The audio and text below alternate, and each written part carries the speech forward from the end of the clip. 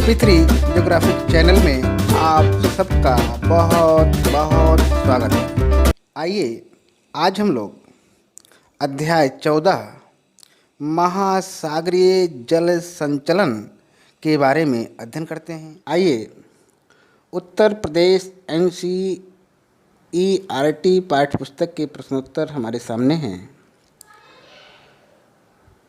और बहु वैकल्पिक प्रश्न में पहला प्रश्न है, महासागरीय जल की ऊपर एवं नीचे गति किससे संबंधित है? 4 ऑप्शन दिए गए हैं, चारों में से सही उत्तर है ग है धाराएं।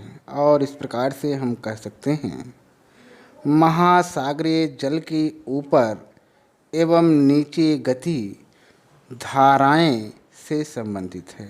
नेक्स्ट क्वेश्चन आगे देखते हैं, बृहत ज्वार आने के क्या कारण हैं?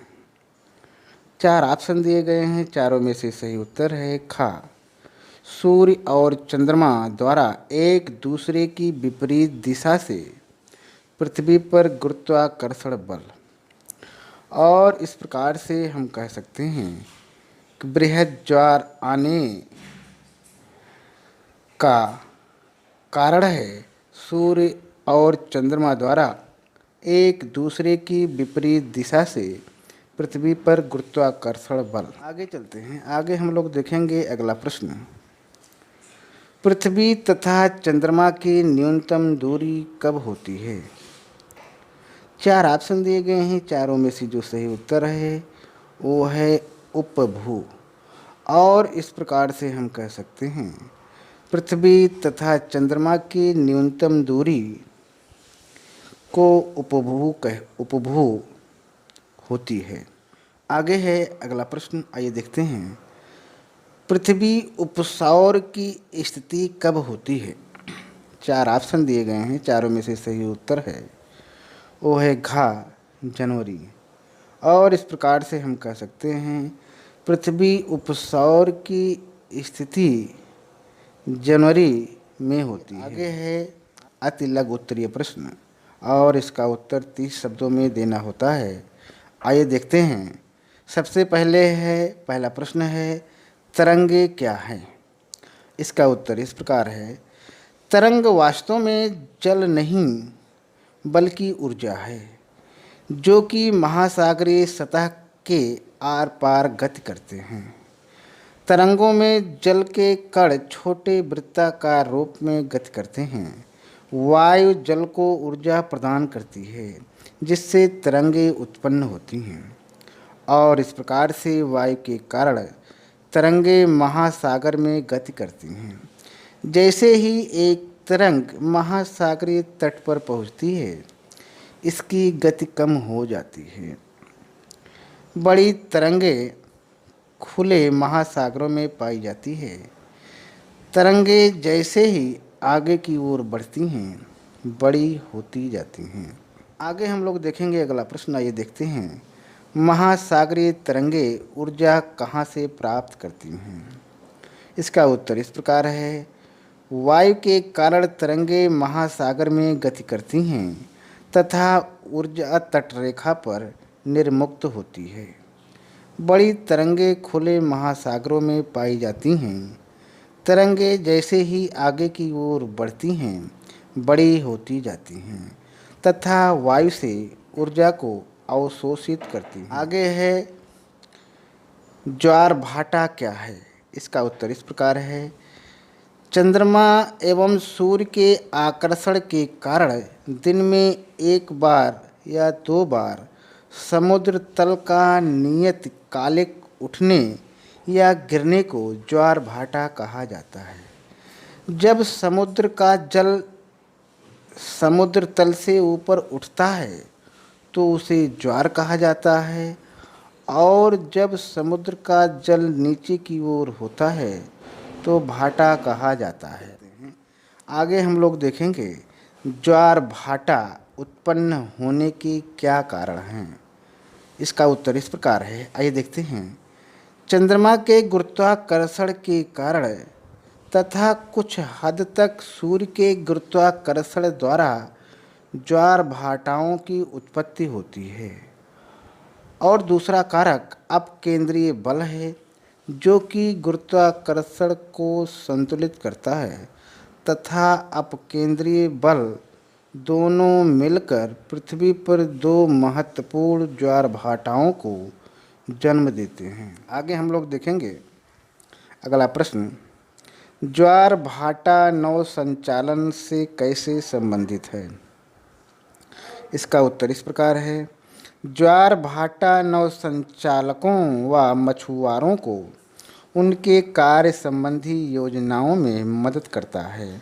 नौ संचालन में ज्वारीय प्रवाह का अत्यधिक महत्व है। ज्वार की ऊंचाई बहुत अधिक महत्वपूर्ण है, विशेषकर नदियों के किनारे वाले बंदरगाहों पर।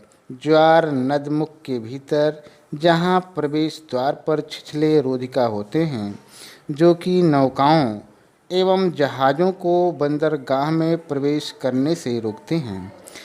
जिस नदी के समुद्री तट के मुहाने पर बंदरगाह हो और जब ज्वार आता है तो बड़े बड़े जहाज बंदरगाह पर प्रवेश कर जाता है।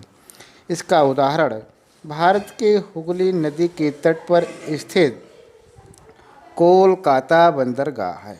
आइए आगे चलते हैं। आगे हम लोग देखेंगे लघु उत्तरीय प्रश्न, और इसका उत्तर 150 शब्दों में देना होता है, जिसमें पहला प्रश्न है, जलधाराएं तापमान को कैसे प्रभावित करती हैं? उत्तर पश्चिम यूरोप के तटीय क्षेत्रों के तापमान को ये किस प्रकार प्रभावित करते हैं? आइए देखते हैं। इसका उत्तर इस प्रकार है। जलधाराएं अधिक तापमान वाले क्षेत्रों से कम तापमान वाले क्षेत्रों की ओर तथा इसके विपरीत कम तापमान वाले क्षेत्रों से अधिक तापमान वाले क्षेत्रों की ओर बहती हैं। और इस प्रकार से जब ये धाराएं एक स्थान से दूसरे स्थान की ओर बहती हैं तो ये उन क्षेत्रों के तापमान को प्रभावित करती हैं। किसी भी जलराशि के तापमान का प्रभाव उसके ऊपर की वायु पर पड़ता है, और इसी कारण विषुवतीय क्षेत्रों से उच्च अक्षांशों वाले ठंडे क्षेत्रों की ओर बहने वाली जलधाराएं उन क्षेत्रों की वायु के तापमान को बढ़ा देती हैं। और इस प्रकार से जैसे गर्म उत्तरी अटलांटिक अपवाह जो उत्तर की ओर यूरोप के पश्चिमी तट की ओर बहती है, यह ब्रिटेन और नॉर्वे के तट पर शीत ऋतु में भी बर्फ नहीं जमने देती। जलधाराओं का जलवायु पर प्रभाव और अधिक स्पष्ट हो जाता है जब आप समान अक्षांशों पर स्थित ब्रिटिश द्वीप समूह की शीत ऋतु की तुलना कनाडा के उत्तरी पूर्वी तट की शीत ऋतु से करते हैं। कनाडा का उत्तरी पूर्वी तट लैब्राडोर की ठंडी धाराओं के प्रभाव में आ जाता है, और इसलिए यह शीत ऋतु में बर्फ से ढका रहता है। आगे चलते हैं। आगे हम लोग देखेंगे अगला प्रश्न। आइए देखते हैं, जलधाराएं कैसे उत्पन्न होती हैं? इसका उत्तर इस प्रकार है। महासागरों में जलधाराएं कई कारकों के फलस्वरूप संचालित होती हैं, जिसका विवरण इस प्रकार है। पहला है तट रेखा की आकृति। आइए देखते हैं। तट रेखा की आकृति का महासागरीय धाराओं की प्रवाह दिशा पर गहरा प्रभाव पड़ता है। उत्तरी हिंद महासागर में पैदा होने वाली धाराएं भारतीय प्रायद्वीप की तटरेखा का अनुसरण करती हैं। आइए देखते हैं। दूसरा है ऋतु परिवर्तन। उत्तरी हिंद महासागर में समुद्री धाराओं की दिशा ऋतु परिवर्तन के साथ बदल जाती है। शीत ऋतु में मानसून ड्रिफ्ट की दिशा पूर्व से पश्चिम तथा ग्रीष्म ऋतु में पश्चिम से पूर्व की ओर होती है। हिंद महासागर में भूमध्य रेखीय विपरीत धारा केवल शीत ऋतु में ही होती है, और भूमध्य रेखीय धारा केवल ग्रीष्म ऋतु में बहती है। आगे है लवणता में अंतर। अधिक लवणता वाला जल भारी होता है, इसके नीचे बैठ जाता है उसका स्थान लेने के लिए कम लवणता तथा घनत्व वाला जल आता है और एक धारा बन जाती है। वाष्पीकरण, आइए देखते हैं। जिन स्थानों पर वाष्पीकरण अधिक होता है वहाँ पर जल का तल नीचे हो जाता है और संतुलन बनाए रखने के लिए वहाँ अन्य क्षेत्रों से जल एकत्रित होना शुरू हो जाता है। इस प्रकार एक धारा उत्पन्न होती है। आगे है पांचवा, भूघूर्णन। आइए देखते हैं। पृथ्वी अपने अक्ष पर घूर्णन करती है जिससे कोरियालिस बल उत्पन्न हो जाता है। कोरियालिस बल के प्रभावहीन बहता हुआ जल मुड़कर दीर्घ वृत्ताकार मार्ग का अनुसरण करता है जिसे गायर्स कहते हैं। इस प्रकार से इन गायर्स में जल का परिसरण उत्तरी गोलार्ध में घड़ी की सुइयों के अनुकूल तथा दक्षिणी गोलार्ध में घड़ी की सुइयों के प्रतिकूल होता है और इस प्रकार से फेरल के नियम के अनुसार उत्तरी गोलार्ध में धाराएं अपनी दाहिनी ओर तथा दक्षिणी गोलार्ध में अपनी बाईं ओर मुड़ जाती हैं। इससे नई धारा बन देखेंगे। प्रचलित पवनें, आइए देखते हैं। धाराओं को उत्पन्न करने में प्रचलित पवनों का बहुत बड़ा योगदान है। प्रचलित पवनें सदा एक ही दिशा में चलती हैं। ये सागर के ऊपरी तल पर गुजरते समय जल को अपनी घर्षण शक्ति से सदा आगे धकेलती हैं और धाराओं को जन्म देती हैं। ये है नेक्स्ट पॉइंट, तापमान में भिन्नता। गर्म जल हल्का होकर फैलता है इसलिए उसका तल ऊंचा हो जाता है। ठंडा जल भारी होता है इसलिए नीचे बैठ जाता है। इस प्रकार तापमान में भिन्नता के कारण सागरीय जल के तल में अंतर आ जाता है और महासागरीय धाराओं का जन्म होता है। आगे हम लोग देखेंगे परिक्षोपयोगी अन्य महत्वपूर्ण प्रश्न, जिसमें बहुविकल्पीय प्रश्न हमारे सामने हैं। जिसमें पहला प्रश्न है, लहरों और धाराओं का संबंध निम्न में से किससे है? 4 ऑप्शन दिए गए हैं, चारों में से सही उत्तर है वो है पहले का खा उत्तर सही है, यानी क्षैतिज गति। और इस प्रकार हम कह सकते हैं लहरों और धाराओं का संबंध निम्न में से क्षैतिज गति से संबंधित है। आगे है नेक्स्ट क्वेश्चन, ज्वार भाटा की उत्पत्ति का निम्न में से कौन सा कारण है?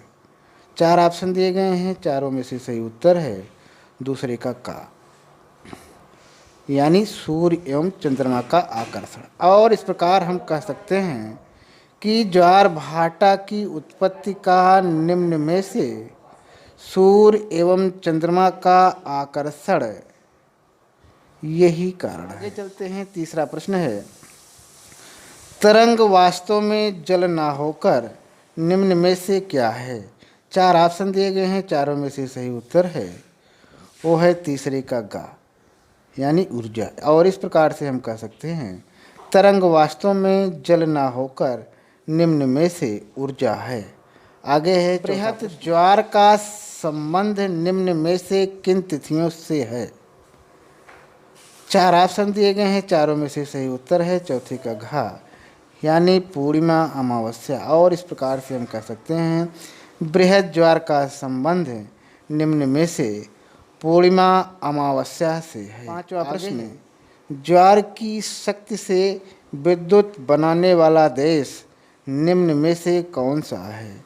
4 ऑप्शन दिए गए हैं, चारों में से जो सही उत्तर है वो है 5वें के गा यानी कनाडा।